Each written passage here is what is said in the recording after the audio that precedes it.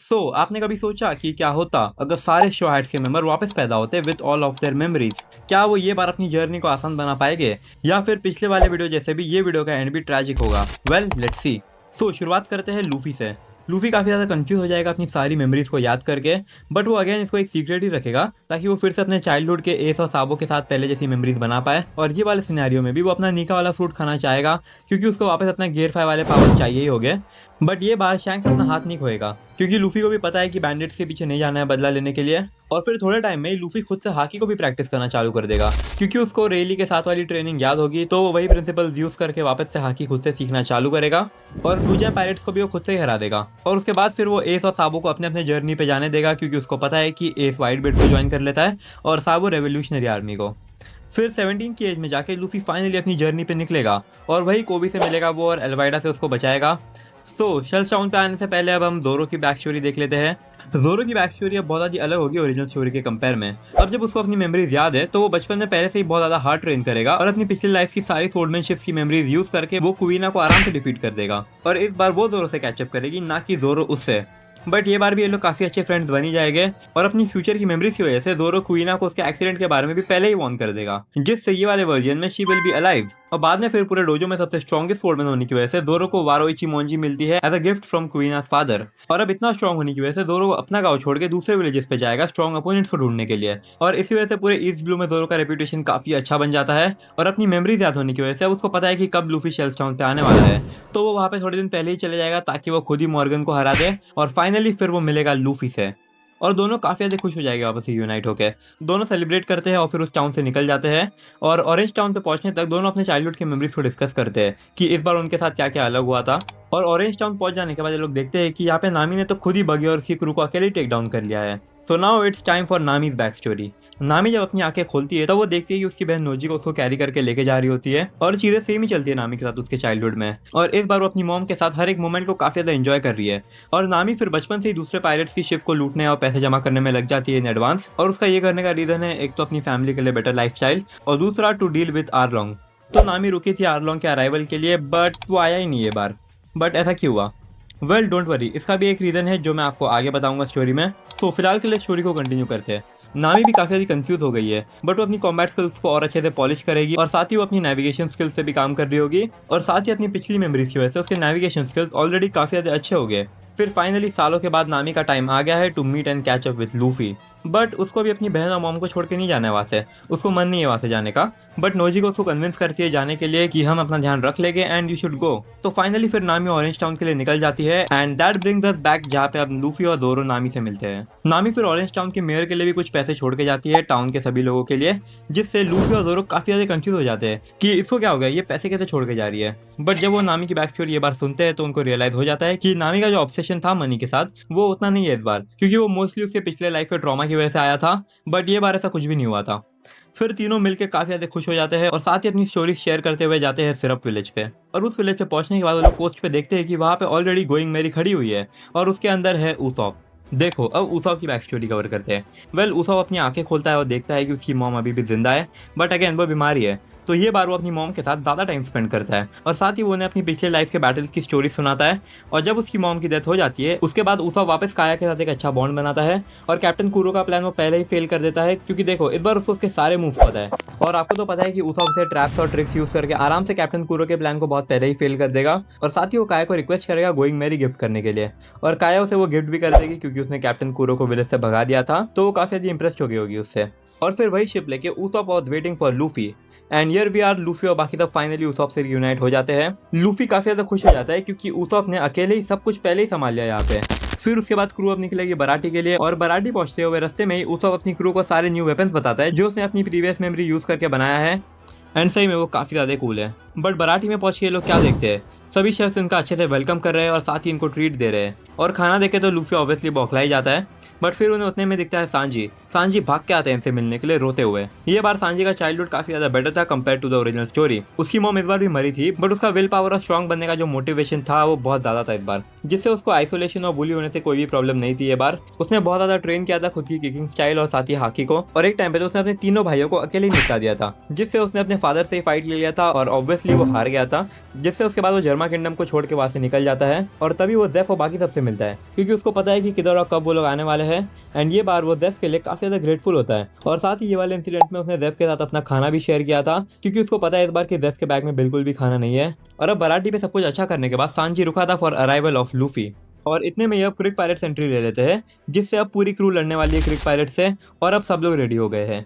ये लोग बहुत जल्दी उनको टेक डाउन कर लेते हैं। आई मीन मीहॉक के आने से पहले वो लोग उन्हें हरा देते हैं, जिससे मीहॉक काफी ज्यादा इंप्रेस हो जाता है, और साथ ही उसको जोरो में कुछ स्पेशल सेंस होता है, जिससे वो जोरो को फाइट के लिए चैलेंज भी करता है।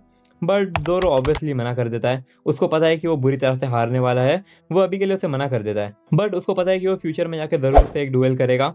फिर अब नामी सबको अपने होम टाउन लेके जाती है और अपनी मॉम और साथ ही अपनी बहन नोजिको से मिलवाती है। ये लोग सब मिलकर बहुत ज्यादा बड़ी सी फीस्ट करते हैं, और ये टाइम को नामी काफी ज्यादा अप्रिशिएट करती है और एंजॉय करती है। फिर नामी अपनी मॉम और बहन को ये भी बोलती है कि अब वो थोड़े टाइम तक घर नहीं आ पाएगी, आई मीन थोड़े सालों तक नहीं आ पाएगी। एंड उसके घर वाले ऑब्वियसली सपोर्टिव है, वो उसको मना नहीं करेंगे, वो उसे जाने देंगे। और फिर उसके बाद ये अब क्रू रुकेगी लोक टाउन पे।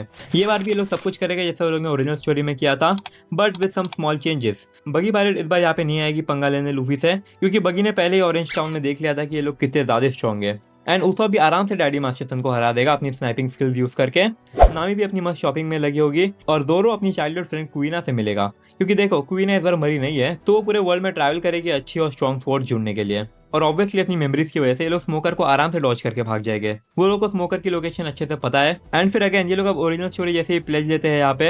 एंड ये बार ये लोग काम बेल्ट से होके जाएंगे, क्योंकि इनको लबून का भी ध्यान रखना है, और यहाँ पे ये लोग क्रोकस से भी मिलेंगे, जिससे उनकी काफी अच्छी फ्रेंडशिप हो जाएगी। और साथ ही ये लोग उसको बोलेंगे कि हम ब्रुक को भी साथ में लेके आएंगे अगली बार।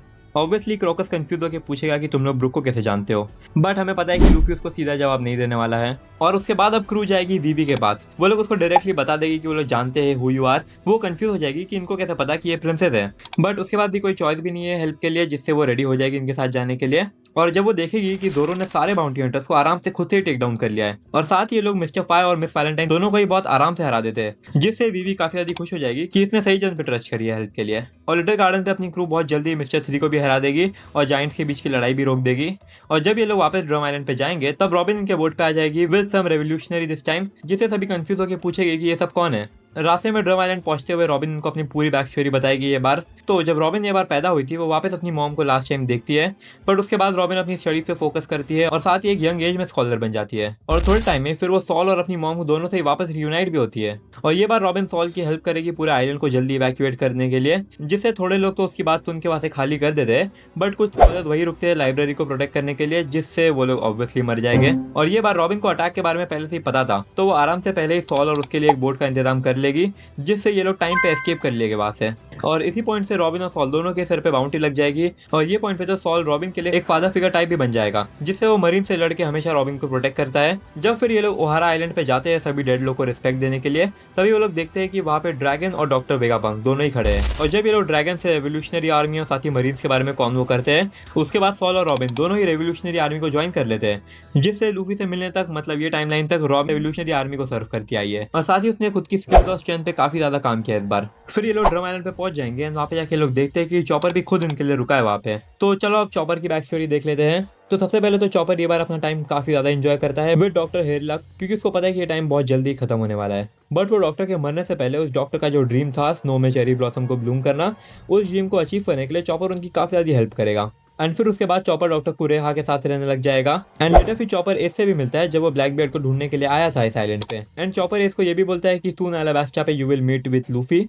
सो एनीवे अब चॉपर को अपनी क्रू में ज्वाइन करने के बाद ये लोग अब सीधा जाएंगे अलाबास्टा पे। अपनी पिछली मेमोरीज को यूज करके लोग डायरेक्ट क्रोकोडाइल के बॉम्ब को डिसार्म कर देंगे। एंड फिर आया कि क्रू एस से मिलती है ऑफ कोर्स। एंड फिर लूफी एस को ये भी बोलता है कि he will help him to find Blackbeard, क्योंकि वो चाहेगा कि एस सेफ रहे इस बार, एंड पिछली बार जैसा वो पकड़ा ना जाए मरीन्स के हाथों। बट फिलहाल के लिए तो क्रू एस के साथ मिलकर इजीली क्रोकोडाइल को टेक डाउन कर लेती है, जिसके बाद ये लोग वीवी को छोड़ के जाया के लिए निकल जाते हैं to confront with Blackbeard. तो यहाँ पे लूफी की क्रू और एस सब मिलकर ब्लैक बियर्ड से लड़ेंगे। इनके इतने कंबाइन एफर्ट्स के साथ ये लोग ब्लैक बियर्ड को आराम से ओवरवेलम कर देंगे, बट आई थिंक कि ब्लैक बियर्ड वहां से एस्केप कर लेगा इस बार भी। एनीवेज फिर अब ब्लैकबीयर्ड के भागने के बाद एस और लूफी अपने सेपरेट वेज निकल जाते हैं और एस लूफी को प्रॉमिस भी करता है कि ये बार वो ध्यान रखेगा और साथ ही पकड़ा नहीं जाएगा इस बार। फिर ये लोग अपने रास्ते निकल जाते हैं और स्काइपिया के बारे में कंप्लीटली भूल ही जाते हैं इस बार ये लोग। बट ये नॉकअप स्ट्रीम उनको खुद जाके ऊपर फेंक देती है एंड स्काइपिया पे पहुंच के जोरो और सांजी सीधा जाके एनएल के टीममेट्स को टेक डाउन कर लेंगे, क्योंकि इनको भी पता है कि एनएल से बस लूफी ही लड़ सकता है। एंड ऐसे ही होता है, लूफी सीधा जाके एनएल पे अटैक कर देता है एंड उसको अपने रबर पावर और हाकी से हरा देता है,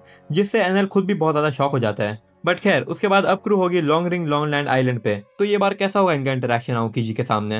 well sorry to disappoint you, but ये बार इनको आओकी जी से लड़ना ही नहीं पड़ेगा, क्योंकि देखो सॉल ये बार जिंदा है तो वो आओकी जी के साथ कांटेक्ट में ही रहेगा इस बार, जिससे आओकी जी निको रॉबिन के बारे में ऑलरेडी जानता होगा एंड साथ ही वो उसको अरेस्ट करने का अटेम्प्ट नहीं करेगा। वो बस उनको वार्न करके निकल जाएगा कि इज्जत में रहना एंड ज्यादा कुछ हरकत करने की जरूरत नहीं है। जिसके बाद अब क्रू जाएगी वाटर 7 पे। यहाँ पे ये लोग फ्रैंकी से मिलेंगे जो टॉम के साथ रुका होगा वहाँ पे, और फ्रैंकी से थोड़ा बहुत बातें करने के बाद फ्रैंकी इनको सीधा 1000 सनी बताता है जो उसने ऑलरेडी बना के रखा है। जिसके बाद सब लोग शिप को देखने में काफी ज्यादा बिजी रहते हैं, बट फ्रैंकी लूफी को अपनी बैक स्टोरी बताता है कि कैसे सब कुछ हुआ था इस बार उसके साथ। फिर उसका पूरा बचपन एकदम सेम जाता है ओरिजिनल स्टोरी जैसे ही, बट ये बार फ्रैंकी अपनी वॉरशिप्स पे सिक्योरिटी सिस्टम इंस्टॉल कर लेता है अपनी पिछली लाइफ की मेमोरीज और नॉलेज को यूज करके, जिससे स्पैंडम कभी कंट्रोल ही नहीं कर पाएगा इनकी शिप्स को। और साथ ही फ्रैंकी सबको CP9 के बारे में ऑलरेडी बता के रखता है, उनके लुक्स को डिस्क्राइब करके रखता है, जिससे जब CP9 आते हैं यहाँ पे वो लोग के लिए अंडरकवर रहना बहुत मुश्किल हो जाता है, जिससे लूफी और बाकी सब बहुत ज्यादा इंप्रेस हो जाएगी फ्रैंकी से।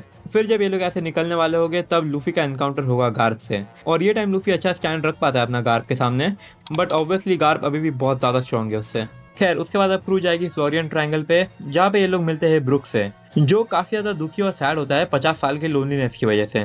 क्योंकि देखो ब्रुक ये बार भी ट्राई करता है अपनी क्रू को बचाने के लिए, बट स्टिल वो फेल हो जाएगा उनको बचाने में, जिससे उसको वापस पूरे 50 साल लोनलीनेस में बचाने पड़ेंगे। तो ब्रुक की हेल्प से लूफी और बाकी सब मोरियो को आराम से टेक डाउन कर लेंगे बहुत जल्दी ही, जिससे और तो वापस जागा ही नहीं होगा। एंड इसी विन के बाद शो हैट्स ने अपने सारे एनिमीज को हरा दिया है ग्रैंड लाइन में, एंड इसी वजह से अब शो हैट ज्यादा स्पॉटलाइट में आ जाएगी compare to the original story. Sabaody archipelago में जाके लोग सीधा इस बार में जाते हैं, बट वो लोग को रेली वहाँ पे मिलता नहीं है। तो लूफी अब ह्यूमन ऑक्शन हाउस पे जाता है उसको ढूंढने के लिए, जहाँ पे वो वापस सेलेस्टियल ड्रैगन को टेक डाउन कर लेता है और रेली की मदद से वो पूरे हाउस को ही टेक डाउन कर देता है। किजारू और बाकी सब लोग ये बार भी आएंगे इनके पीछे, बट शो Hats will manage to escape from there. और मरीन अब सबॉडी पे है तो शो हैट्स को कोई दूसरा आइलैंड ढूंढना होगा अपनी शिप को डॉक करने के लिए।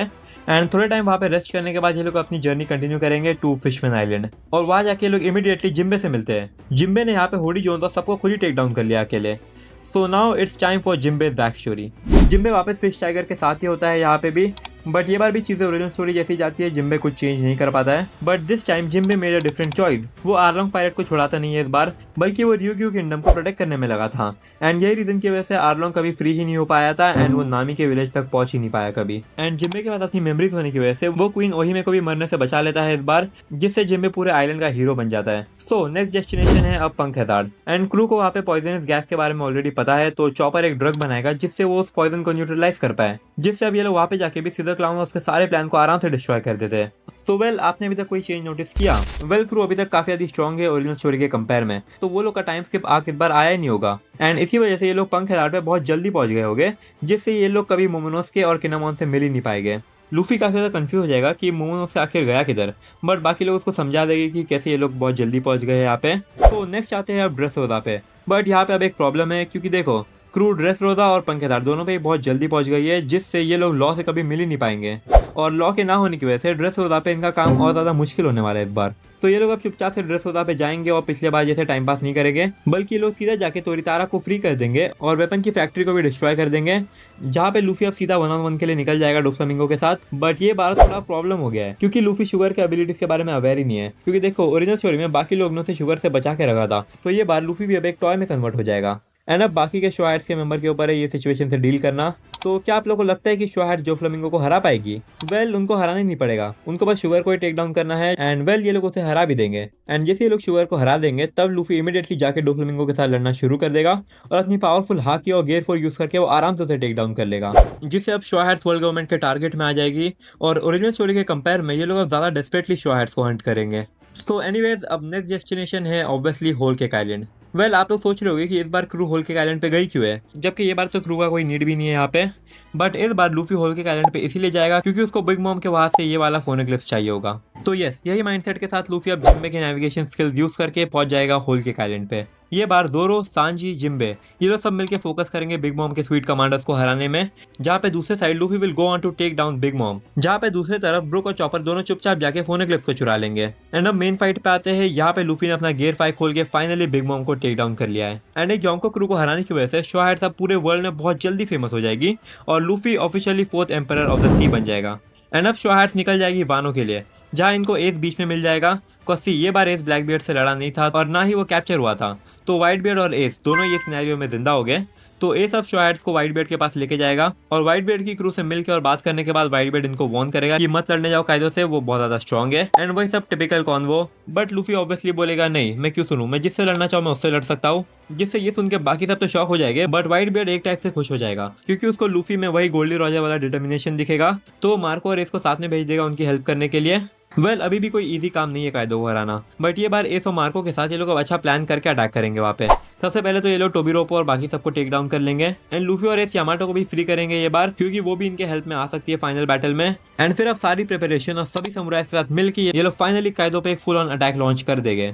इनका पूरा प्लान सही था, बट कायदो का जो क्रू है उसका मैन पावर बहुत ज्यादा है जो इनको ओवरवेम कर देगा, जिससे अब ये लोग मोमेंटम लूज करना स्टार्ट कर देंगे। बट ये क्या हो रहा है, तब ये लोग देखते हैं कि शोर पे कुछ शिप्स आए हैं एंड जैसे वो शिप्स पास आते हैं हमें समझता है कि वो कोई नहीं बल्कि वो व्हाइट बियर्ड की पूरी क्रू है। बट सी व्हाइट बियर्ड को एक फुल और वॉर नहीं करनी थी कायदो के साथ, बट वो रेजिस्ट ही नहीं कर पाया अपने आप को और इनकी हेल्प करने के लिए आ जाता है। एंड ये देखिए बाकी समय भी एनर्जी और मोटिवेशन का बूस्ट आ जाता है एंड अब ये लोग वापस मोमेंटम ले लेते हैं और यही मोमेंटम की वजह से लूफी को फाइनली चांस मिल जाएगा अपना गियर 5 यूज करके कायदो को टेक डाउन करने का। एंड एज कायदो इज डिफीटेड अब लैंड ऑफ वानो फाइनली फ्री हो जाएगा। ये काफी अच्छी एंडिंग थी राइट। तो इसीलिए वीडियो को भी लाइक कर देना और साथ ही चैनल को भी सब्सक्राइब कर लेना एंड मिलते हैं कोई नए वीडियो में, तब तक के लिए बाय।